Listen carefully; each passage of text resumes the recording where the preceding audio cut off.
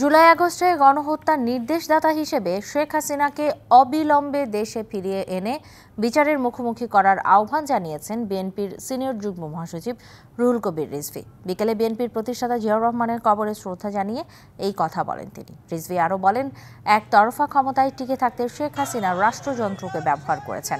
গণতন্ত্র পুনরুদ্ধারে যারাই কথা বলেছে তাদের কণ্ঠ রোধ করে কারাগারে পাঠিয়েছেন সাবেক প্রধানমন্ত্রী। সবশেষ ছাত্র জনতার গণ অভ্যুত্থানে নির্বিচারে হত্যার নির্দেশ দেন শেখ হাসিনা।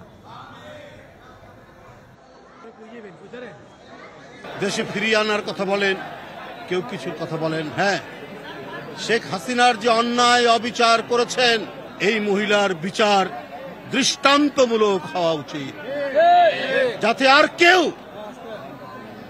কখনো কোন রাজনৈতিক দল বা কেউ জনগণের উপর অত্যাচার করে ফ্যাসিবাদ কায়েম করতে না পারে।